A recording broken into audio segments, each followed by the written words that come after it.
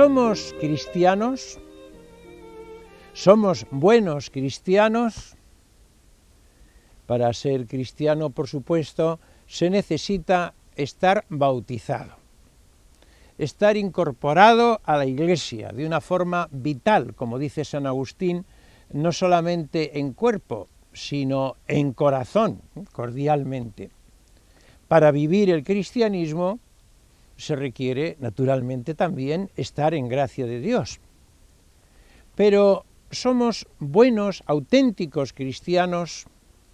Hay algunas características que son las que pueden hacernos medir nuestra vitalidad cristiana, como puede ser, por ejemplo, nuestra participación frecuente en la Eucaristía, nuestra oración abundante, nuestra caridad cristiana.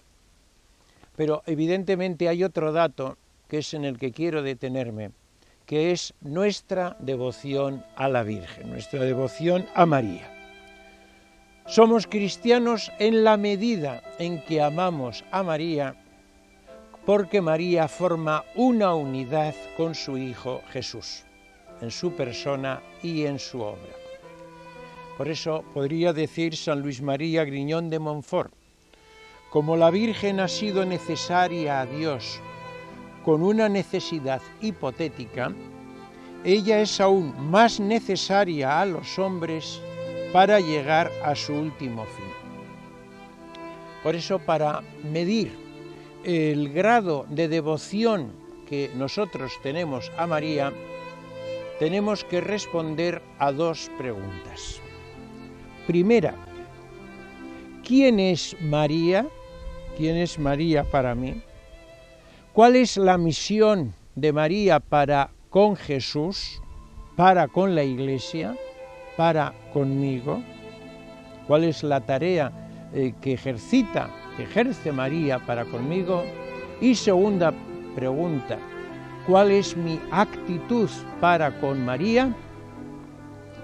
Para responder bien a estas preguntas tenemos que comenzar poniendo bien las bases, una base teológica elemental.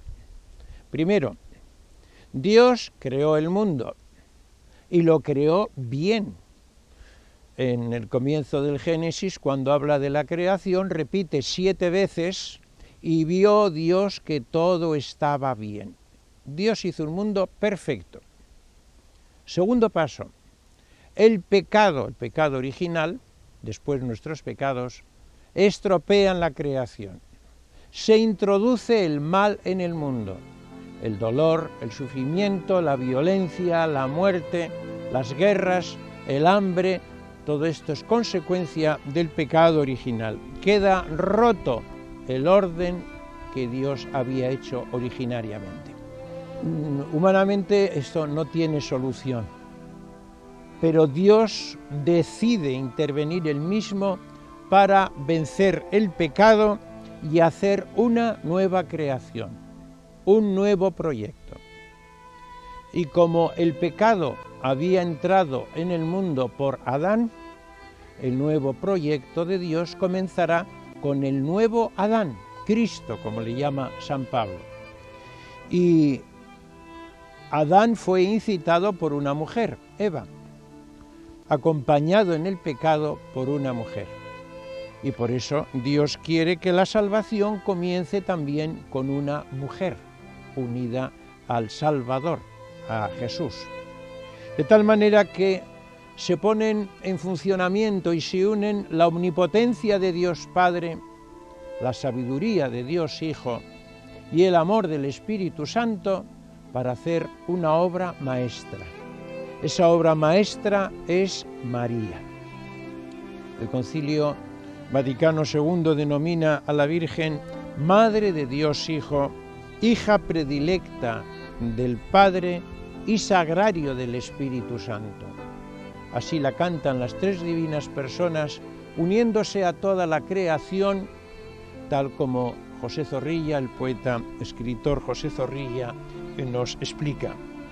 El hombre virgen te llama, y los arcángeles bella, y el mar te llama su estrella en el huracán que brama. Y el Espíritu su esposa, y el Hijo te dice madre, y ciego de amor el Padre, hija, te llama y hermosa. De tal manera que es hija, madre y esposa.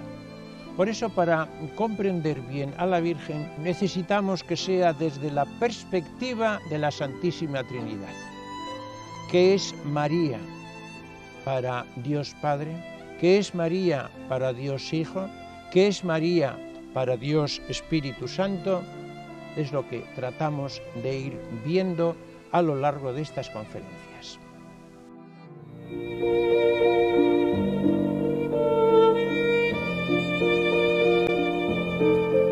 En primer lugar, María es la hija predilecta de Dios Padre, tal como la señala el Concilio Vaticano.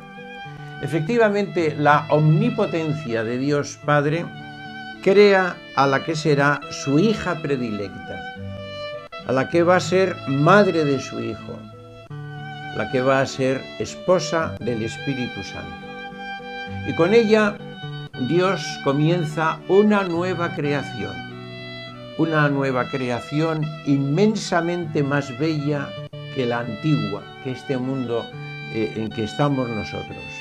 De tal modo que el universo actual, que es maravilloso, vemos fotografías, vídeos de paisajes impresionantes, no es más que, yo diría, como un boceto, una sombra de lo que en realidad Dios hace con María. María será el nuevo paraíso, sin pecado, paraíso viviente, un paraíso más bello que el primero, sin serpiente. María será también el nuevo árbol de la ciencia, ciencia del bien, no del mal, que dará fruto bendito de su vientre. Naturalmente, si nosotros hubiéramos podido hacernos a nuestra madre, ¿cómo la hubiéramos hecho? Pues Dios pudo. Y Dios, para encarnarse, no escoge como trono una estrella o las alas de los ángeles. Quiere un seno sin mancha, un seno puro. Decía San Agustín, Él eligió a la madre que había creado y creó a la madre que había elegido. No es que el Hijo de Dios, cuando llegó la hora de encarnarse, buscó en el mundo a ver quién de las personas que hay aquí, de las mujeres que hay en el mundo, puede ser la más apta para ser mi madre. No, es que Él la crea ex professo. María será la primera custodia que lleva a Jesús. Las custodias que nos esmeramos en que sean obras de arte, de orfebrería, hay maravillas. María será la más bella custodia hecha con amor. María es ese estuche digno de la perla que guarda, que es el mismo Jesús. María es la joya de toda la humanidad. Es la vidriera del más puro cristal, que guarda no cualquier luz, sino al que es luz del mundo. María es un fanal diáfano, que guarda y al mismo tiempo manifiesta, transparente, pura, la luz. Lope de Vega diría, es de Cristo cristal y aurora en que nace el día. Y la aurora más bella porque su sol es el mismo Dios. María es como el lirio de Dios, ante cuya belleza palidecen las rosas más bellas y parecen deformes las azucenas. María es como nieve que ha quedado cuajada en flor viva.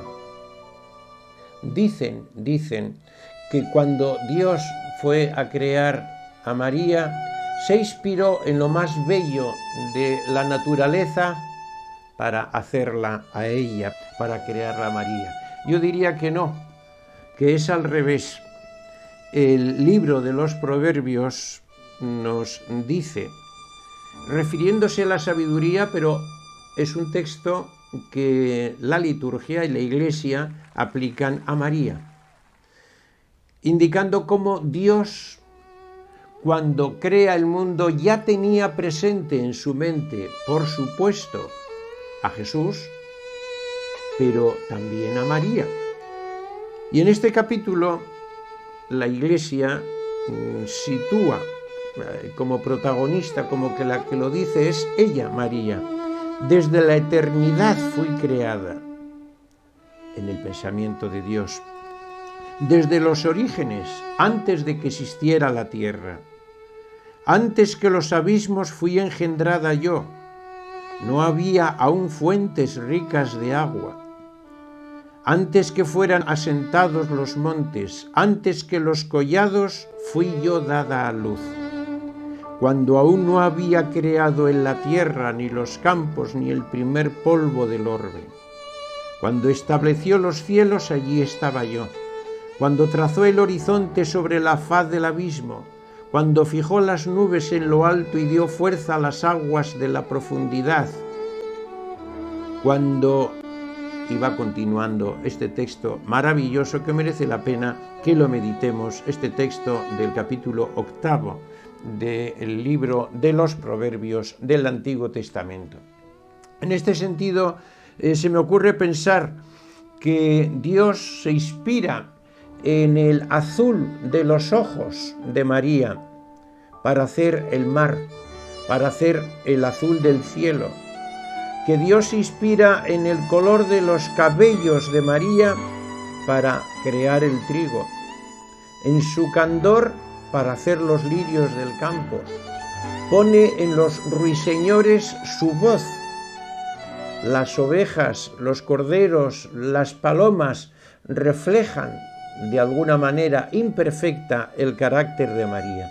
Qué duda cabe que María es la cumbre de la creación. ¿Pudo hacer Dios un mundo mejor? ¿Un universo mejor? Puede ser, pero no pudo hacer una madre mejor, como tampoco ella pudo engendrar un hijo mejor que el que tuvo. Y aquí Lope nos lo dirá también, y como Dios no puede mejorarse, así de madre mejorar no puede. María es, en todos los aspectos, belleza hecha carne.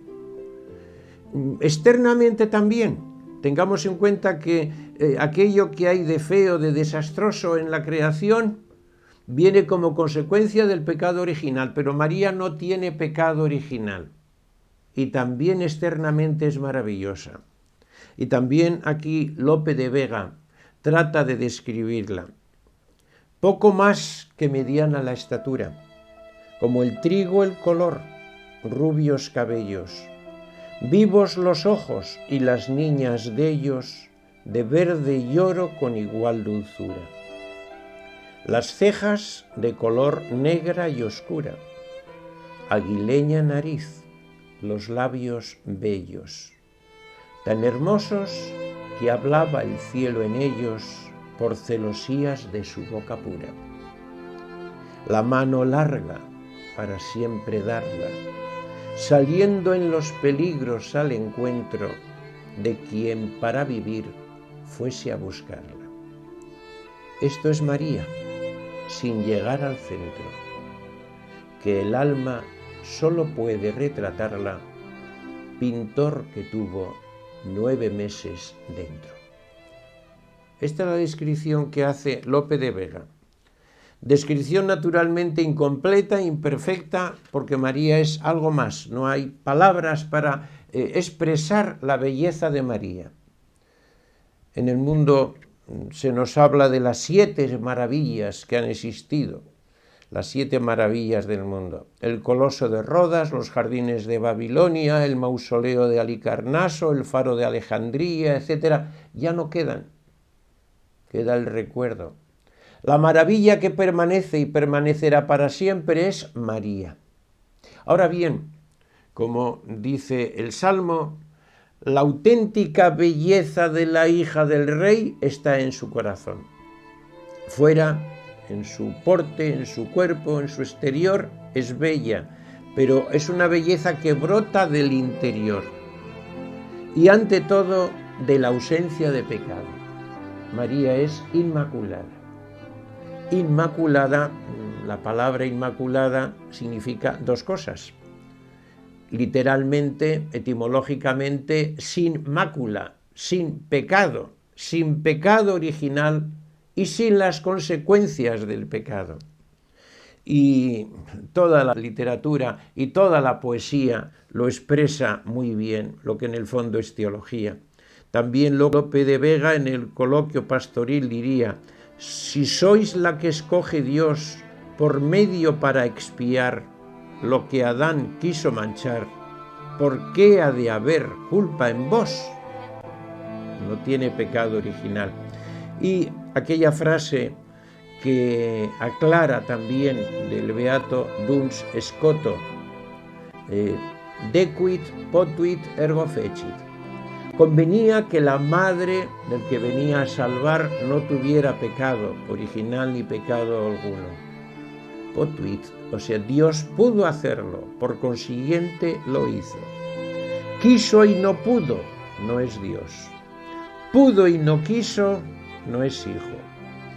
Digan pues que pudo y quiso. Pues si con tan cuerdo aviso pudo exceptuar a María, ¿quién duda que no lo haría, pues que pudo cuanto quiso? Y como el poeta extremeño Gabriel y Galán lo define: ¿mancha el beso del sol la inmaculada nieve de las alturas? ¿Puede manchar el beso de Dios, pureza infinita, la inocencia de María? Inmaculada, como digo, expresa algo negativo, es decir, ausencia de pecado, pero también algo positivo que dirá el ángel el día de la Anunciación, cuando saluda a María: Jaire que jaritomene, Jaire, alégrate, llena de gracia. Nosotros traducimos llena de gracia.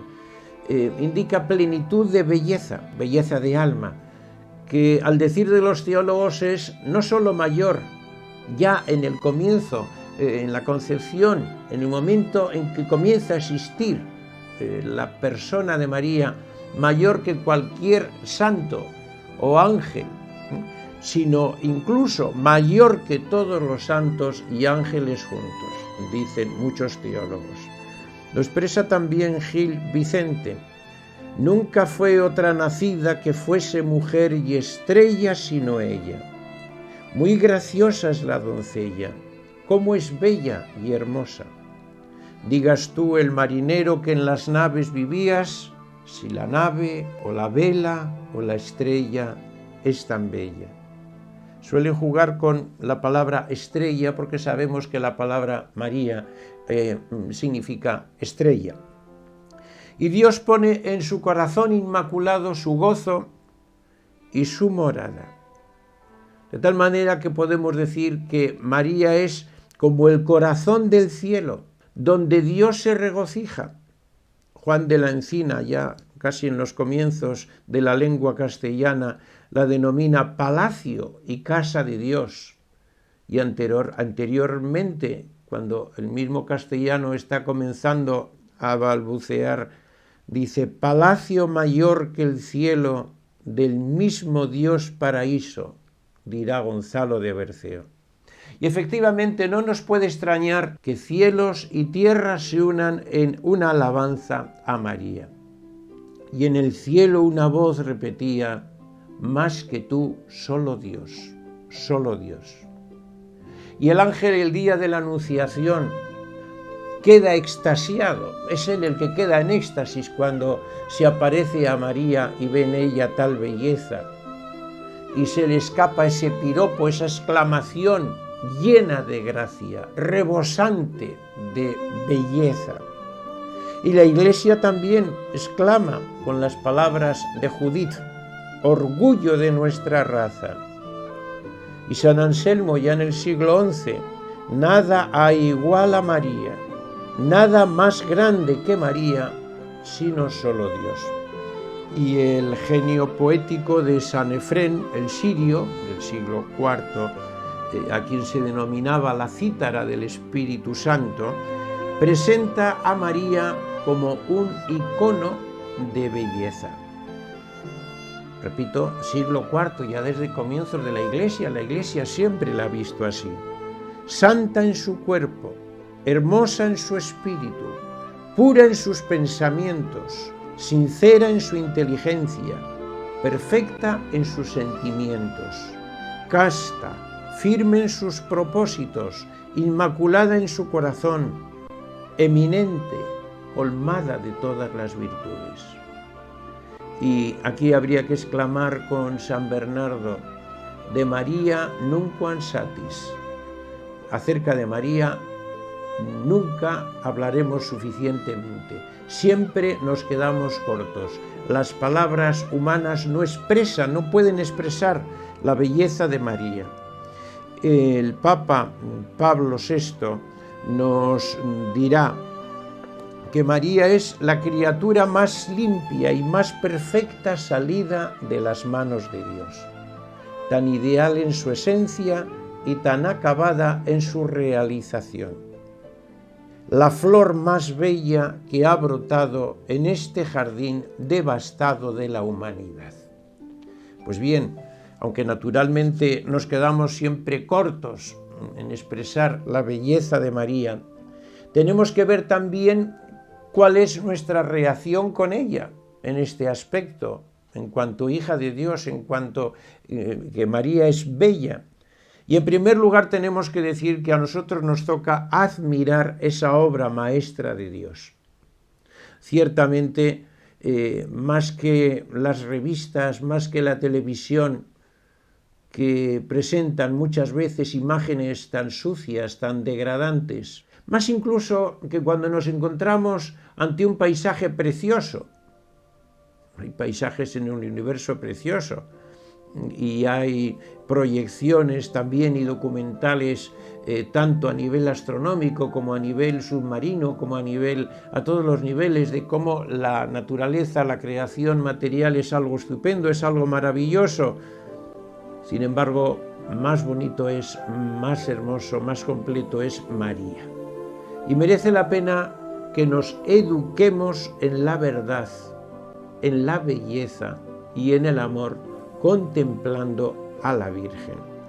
También el Papa Pablo VI dirá: en el misterio de la Inmaculada se encuentra no solo el modelo sublime de la belleza, sino también el criterio de la belleza misma que habíamos perdido. Porque a veces hoy se tiene como belleza cosas que son horrorosas. Perdemos el criterio. ¿Cuál es lo bello? Inmaculada, perfectísima, purísima, como ninguna otra criatura. Pura y cándida como un verdadero ser inocente en el que se refleja, con la limpieza del cristal, el pensamiento ideal y creador de Dios. Primero, como digo, admirar a María. Quedarnos contemplando su figura. Es un medio muy bueno de oración y muy sencillo. Escoger una imagen, una estampa que nos guste de la Virgen y quedarnos simplemente contemplándola, que su belleza vaya trasvasándose a nuestro corazón. Un segundo paso más eficaz es el de imitarla, porque María es el reflejo más fiel de Jesús. Todo ser humano se parece a su padre y a su madre, ha recibido genéticamente de los dos.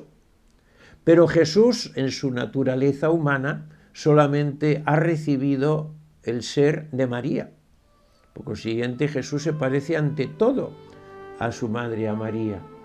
Como decía Dante Alighieri, es el rostro que más se asemeja a Cristo. O el Papa Pablo VI, modelo perfecto del discípulo del Señor. Y de María, Jesús tomó todas sus características físicas y morales.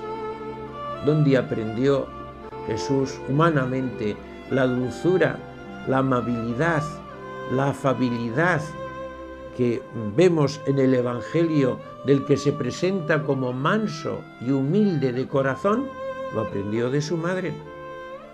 Pues bien, si San Pablo pudo decir: yo os exhorto, sed imitadores míos como yo lo soy de Cristo, con mucha más razón, con muchísima más razón lo puede decir María. Nos lo dice: imitadme a mí como yo reflejo a Jesús. Decía el Papa: es deber de todos los cristianos imitar los ejemplos de bondad que nos dejó nuestra Madre Celestial. Es más, Jesús, cuando nos la da como madre,